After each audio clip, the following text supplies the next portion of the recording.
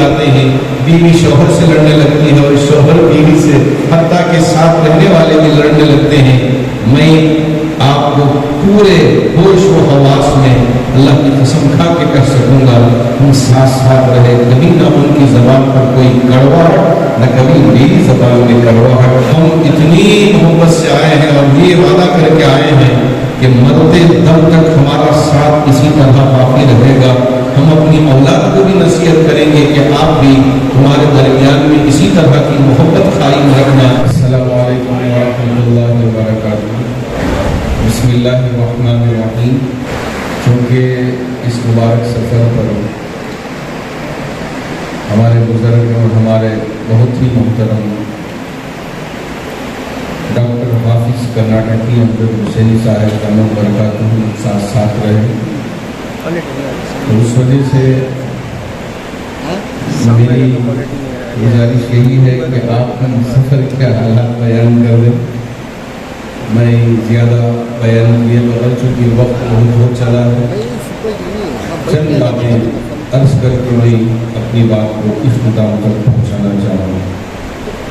میں بہت ہی شکر گزار ہوں ہمارے محترم برکت صاحب، اسی طرح سہیل نظامی صاحب اور آپ کے جتنے دوست احباب اور یہ کائنات ادب کے ذمہ دار ہیں، جنہوں نے بڑی محبت کے ساتھ، خلوص کے ساتھ یہاں ہمارا استقبال بھی کیا اور ساتھ ساتھ بہت زیادہ ہی عزت افزائی کر دی۔ بہت خوشی بھی ہوئی، بہت محبتوں سے نوازا، اور اتنے ہار پہن کر عادت بھی نہیں، اس لیے میں حافظ کرناٹکی صاحب سے گزارش کر رہا تھا کہ دلہا لگ رہے کہیں تو میں تو امام قاضی نکاح پڑھوا دیتا ہوں کیا۔ اللہ کرے کہ اللہ ہماری محبتوں کو اسی طرح باقی رکھے اور عالم اسلام میں اتحاد، امن و امان اور سب مل کر ایک جٹ ہو کر ہم کام کرنے والے بنے، اللہ اس کی توفیق عطا فرمائے۔ ہمارا سفر ماشاءاللہ مکہ المکرمہ کے لیے ہوا، تو پہلے دلی کی ایمبیسی میں امبیسڈر نے ہمارے لیے چھوٹے سویل وہاں ناشتے کا انتظام کیا، پھر بطور ہدیے کے احرام اور جو ضروری چیزیں ہیں سفر کے انہوں نے حوالے کیا۔ وہاں سے مکہ پہنچے، مکے میں ہوٹل میں ہمارا قیام ہوا، اور ہندوستان سے تقریباً 50 حاجی گئے ہوئے تھے اور کرناٹک سے ہم دونوں تھے۔ تو وہاں جو شیوخ تھے انہوں نے بہت ہی دل کی گہرائیوں سے ہمارا استقبال بھی کیا، اور مدینہ المنورہ میں طلع البدر علینا من ثنیات الوداع یدو وجب الشکر علینا، یہ اشعار گنگناتے ہوئے دف مار کے ہمارے اس قافلے کا انہوں نے استقبال کیا تھا۔ اللہ کا شکر ہے کہ اللہ رب ذوالجلال نے بہت عزتوں سے نوازا، اور قدم قدم پر یہ احساس ہو رہا تھا کہ ہم تو اس قابل نہیں ہیں، لیکن اللہ رب ذوالجلال نے ایک موقع دیا اس کے دربار میں اس انداز سے بھی پہنچنے کا۔ ہم تو فقیر ہیں، جیسے بلاتا ہے ویسے پہنچ جاتے ہیں، لیکن یہ اعزاز دے کر بھی اللہ کبھی بلاتے ہیں اور یہ عادت ڈالتے ہیں کہ میں جنت میں بھی بہت عالیشان زندگی گزارنا ہے، یہاں سے ذرا اس طرح کی عادت بھی ڈالنا ہے۔ ہم نے عمرہ عشاء کی نماز سے فارغ ہونے کے بعد مل کر کیا، فجر کی نماز ادا کر کے پھر ہم عمرے سے فارغ ہو کر ہوٹل پہنچے تھے۔ پوری رات اللہ کا بڑا فضل رہا کہ عمرے میں گزر گئی، اور جب عرفات کے میدان اور حج کے لیے نکل رہے تھے تو اس وقت حافظ صاحب اور ہم دونوں ساتھ ساتھ تھے۔ ہم چوتھی نمبر گاڑی میں بیٹھے ہوئے تھے، اس لیے کہ لگاتار نمبر وار گاڑیاں کھڑی تھیں پورے ملک سے، بلکہ 50 اور پورے عالم سے 90 کنٹریوں کے 1300 مہمان، اور بقیہ جو ملک جہاں شہداء ہیں ان کے بھی 2300 سے زیادہ پورے کل ملا کر 4500 کے قریب انہوں نے ضیوف خادم الحرمین شریفین میں جمع کر کے ان کا اعزاز و اکرام کیا۔ یہ پہلی مرتبہ ہم نے دیکھا، پروٹوکول بھی ہوتا ہے۔ ہمارا جب قافلہ نکلا بسوں میں 20 یا 30 بس لگاتار کھڑی ہوئی ہیں، ہم چوتھی بس میں سوار ہیں، سامنے 2 پولیس کی گاڑیاں، ایک ایمبولینس، اور وہ کالی کلر کی جو گاڑیاں وہاں بڑی قیمتی GMC ہوتی ہیں، ادھر طرف 4 ادھر طرف 5-6، تو یہ پورے، اور پیچھے پولیس کی گاڑیاں، اور ماشاءاللہ اس محبت کے ساتھ اور اس استقبال کے ساتھ ہمارا قافلہ حج کے لیے روانہ ہوا۔ اور جب ہم پہنچے اپنے خیام گاہ پر تو وہاں پہلے ہی سے نوجوان لڑکے اچھے لباس میں ملبوس ہو کر گلاب کا پھول دے کر استقبال کیا، کہا کہ آپ کے لیے ایک ریڈ کارپٹ بچھائی گئی ہے، اس کے ذریعے آپ عرفات کے اس میدان میں تشریف لے آئیے۔ بڑا احساس بھی ہوا کہ ماشاءاللہ ہم ریڈ کارپٹ کے نہ تو عادی ہیں، نہ ہم کبھی اس پر چلنے والے ہیں۔ اللہ کا شکر ہے کہ وہاں اللہ نے یہ اعزاز بھی بخشا۔ پھر عرفات کا میدان ہوا، اور مزدلفہ آپ سمجھتے ہیں کہ یہ ایسی جگہ ہے جہاں قیامت یاد آ جاتی ہے، اس لیے کہ فرش جو ہوتی ہے زمین ہوتی ہے، اور چھت جو ہے اللہ کا آسمان ہوتا ہے۔ اس سے پہلے حجوں میں ہم نے دیکھا ہے وہاں کوئی کسی کا پرسان حال نہیں ہوتا۔ ایسی جگہ بھی ہمارے ان ضیوف نے، بلکہ ہمارے ان معزز ہمارے میزبانوں نے اور ملک کی طرف سے جو انتظامات ہوا، مزدلفہ میں سائیڈ وال بہت ہی عالیشان خوبصورت بنا کے نیچے لال رنگ کا کارپٹ انہوں نے بچھا دیا کہ جتنے یہاں ہمارے ضیوف ہیں یہ اس کے اندر رہیں گے اور یہاں پوری عبادت کریں گے۔ مغربی عشاء بھی وہاں ادا ہوئی، اور بالکل مینا میں بھی جمرات کے قریب انہوں نے ہمارے خیمے نصب کیے، اور وہ بھی ایسے کہ وہاں بھی ریڈ کارپٹ بچھی ہوئی ہے، اور جہاں کھانے کا نظام ہے کارپٹ، گرین کارپٹ بچھایا ہے، اور خیموں میں بالکل نیا AC، اور اسی طرح وہاں ایک اچھی عارضی بہت ہی عالیشان خوبصورت مسجد یہاں انہوں نے تعمیر کیا، بنایا ان ضیوف کے لیے۔ اور کھانے میں بھی ہم کیا کہیں، ہم سوچ رہے تھے کہ انڈیا میں 1-2 کھانے مل جاتے ہیں، 3-4 بہت ماشاءاللہ 90 کنٹریوں کے الگ الگ مزاج ہوتے ہیں کھانے کے۔ بادشاہ نے سب کا خیال رکھتے ہوئے 200 سے زیادہ انواع کھانے کے رکھے، فروٹ، میوے جات، اور اسی طرح مٹھائی وغیرہ ان ساری چیزوں میں، اور اس اعزاز کے ساتھ انہوں نے ہمارے حج کو مکمل کروایا بہت ہی اطمینان کے ساتھ۔ چونکہ اللہ ذوالجلال نے حج کرنے کی توفیق دی، لیکن یہ احساس تھا کہ حج کرنا ہو تو جوانی میں حج کرے، بڑھاپے میں نہیں۔ جوانی میں اللہ، جن کو اللہ نے مال دیا ہے، جوانی میں جائیں پورے جوش جذبے کے ساتھ حج کیا، اور بقیہ کچھ دن ہم رہے مکے میں 1 یا 2 دن، پھر اس کے بعد ہم کو میرے اور آپ کے نبی تاجدار مدینہ احمد مصطفیٰ محمد مصطفیٰ صلی اللہ علیہ وسلم کے شہر مبارک بہت ہی اہتمام کے ساتھ لے گئے، اور میری بھی اور ہمارے حافظ صاحب کی بھی طبیعت خوش ہو گئی جب انہوں نے ہمارے لیے جو کمرہ الاٹ کیا، اور ہم نے دریچہ کھولا تو سامنے گنبد خضرا نظر آنے لگا۔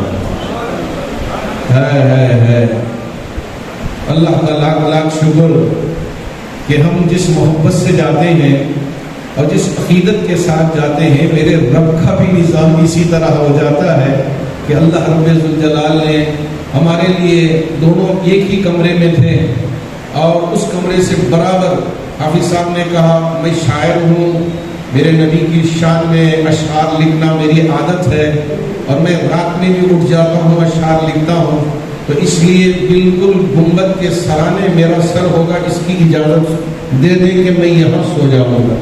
میں نے کہا شاعر آپ یہاں سو جائیں، جتنے اشعار لکھنا چاہتے ہیں لکھیں نبی کی شان میں۔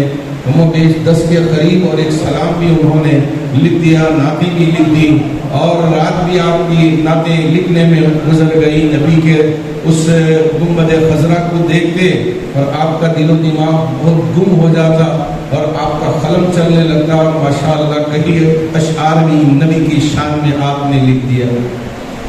تو یہ عقیدتوں والا سفر ہم سوچ رہے تھے کہ جی ہاں نبی کے جوار میں بھی موقع مل جائے عبادت کرنے کا، دعائیں مانگنے کا.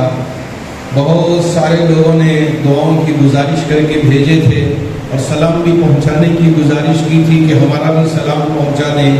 تو ہم نے وہاں کے جو شیوخ ہیں ان سے گزارش کی کہ ہم روضۃ الجنہ میں، ریاض الجنہ میں، اسے روضہ کہتے ہیں وہاں، روضہ کہ اس لیے کہ حدیث میں ہے روضۃ من ریاض الجنان، کہ یہ جنت کے باغوں میں سے ایک روضہ ہے، اس لیے سے اس کو روضہ کے نام سے پکارتے ہیں. تو ہم دونوں کو جمعے کی شب میں ریاض الجنہ پہ جانا نصیب فرمایا اللہ رب ذوالجلال نے. اور ہم گئے اور ماشاءاللہ میرے نبی کے سرانے بالکل پاس میں جو لگ کے یہ ہے جالی ہے اس کے قریب بیٹھنے کا اللہ نے موقع دے دیا. 2 رکعت میں نے پڑھ لیا اور پورا وقت اللہ نے دعا میں گزارنے کا موقع دے دیا.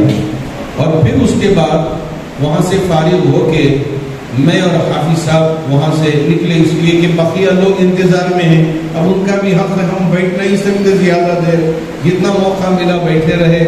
اور اس کے بعد ہم نکلے سلام پیش کرنے کے لیے نبی کے روزے پہ. وہاں اکثر و بیشتر دھکم دھکا ہوتا ہے، ذرا وقت بھی کھڑنے کے لیے نہیں دیتے. شاید ہمارے رب نے ہمارے لیے جو محبت دلوں میں سمائے پہنچے ہوئے تھے، تقریباً 1.5 سے پونے 2 گھنٹے ہم وہیں کھڑے رہے، کوئی دھکا نہیں، کوئی وہاں سے بھیجا نہیں.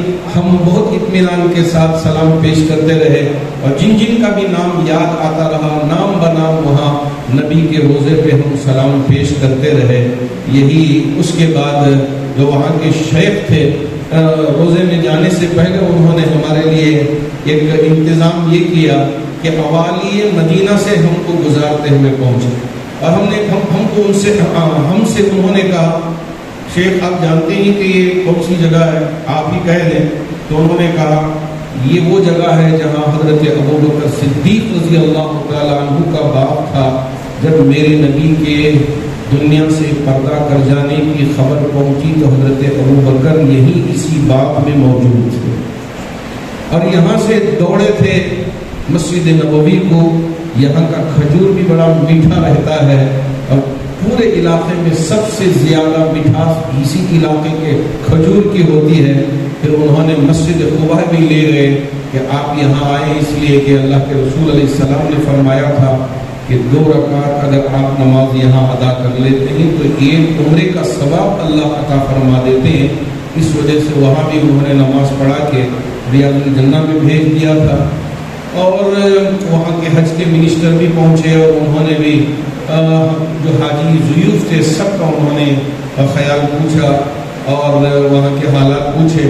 اور خاص طور پر حافظ صاحب اور مجھ سے بھی ملاقات ہوئی اور ہم دونوں نے وہ حج کے احرام میں تشریف لائے تھے اور ہمارا بھی انہوں نے بڑا خیال رکھا اور حال چال پوچھا. اور مختلف جتنے بھی شیوخ ہیں ان سے بھی ملاقات ہوئی. ساتھ جو مدینے کے قاضی ہیں اور مسجد نبوی میرے نبی علیہ السلام کی مسجد کے امام ہیں، بہت ہی متقی پرہیزگار. وہاں کے کہنے والے کہہ رہے تھے کہ ان کے پیچھے خادم بھی نہیں ہوتے، مسجد میں داخل ہوتے ہوئے جوتے بھی اپنے ہاتھ میں خود پکڑ کے لاتے ہیں، لوگوں کو پتا بھی نہیں کہ یہ مسجد کا امام ہے. المحسن القاسم آپ اگر گوگل کریں گے تو آپ کو پتا چل جائے گا، یہ مسجد نبوی کے امام ہیں. بہت دیر تک ہم ان سے گفتگو کرتے رہے کیونکہ آخری دنوں میں ذرا آپ کی طبیعت تھوڑی سی اوپر نیچے ہو گئی، اس وجہ سے آپ آنے پہنچے، ورنہ پورا وقت ہم اور آپ ساتھ ہی گزارے.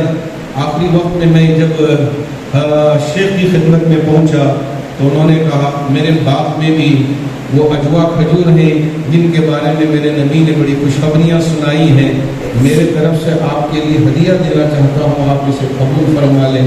تو انہوں نے اجوا کھجور کو میرے لیے بطور ہدیے کی دیا اور بہت ساری دعائیں ہمارے ہندوستانیوں کے لیے بھی وہ خاص طور پر ہندوستانی مسلمانوں کے لیے انہوں نے کی، اللہ کرے کہ اللہ رب ذوالجلال وہ سب دعائیں ہم سب کے حق میں قبول فرمائے۔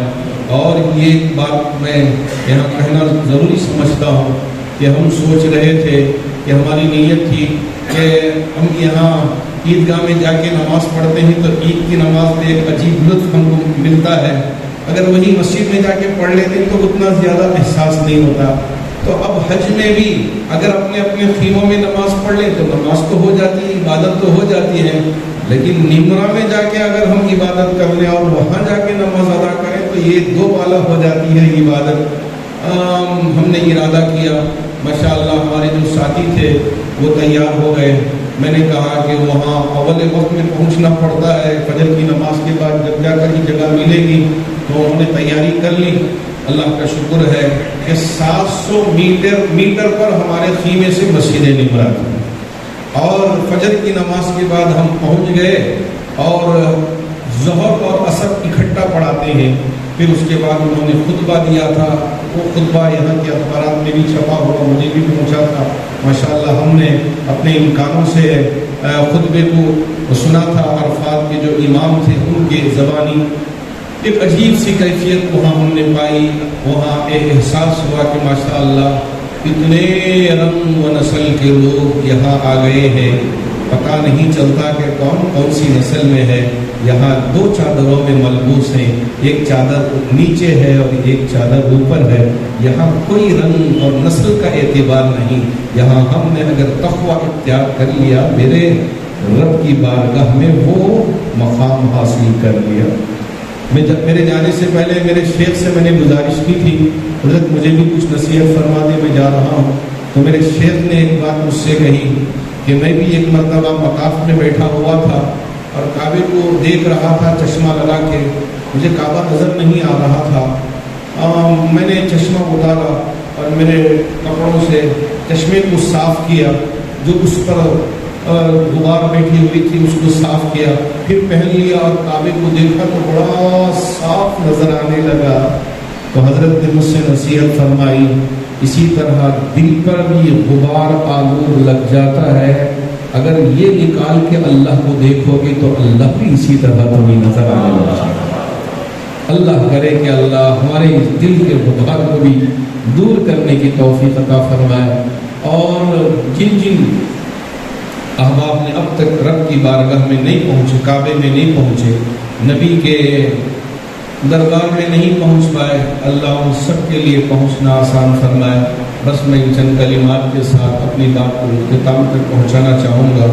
اللہ کرے کہ اللہ ہماری یہ جو محبت ہے، یہ جو تعلق ہوا ہے، ہم اتنی محبت سے آئے ہیں اور یہ وعدہ کر کے آئے ہیں کہ مرتے دم تک ہمارا ساتھ اسی طرح باقی رہے گا۔ ہم اپنی اولاد کو بھی نصیحت کریں گے کہ آپ بھی تمہارے درمیان میں اسی طرح کی محبت قائم رکھنا۔ عام طور سے جو حج کے لیے جاتے ہیں، بیوی شوہر سے لڑنے لگتی ہے اور شوہر بیوی سے، حتیٰ کہ ساتھ رہنے والے بھی لڑنے لگتے ہیں۔ میں آپ کو پورے ہوش و حواس میں اللہ کی قسم کھا کے کہہ سکوں گا، ہم ساتھ رہے، کبھی نہ ان کی زبان پر کوئی کڑواہٹ، نہ کبھی میری زبان میں کڑواہٹ، اس محبت کے ساتھ حج کر کے آئے ہیں۔ اللہ ہمارے اس حج کو قبول فرما لے، آمین۔ وآخر دعوانا الحمدللہ رب العالمین۔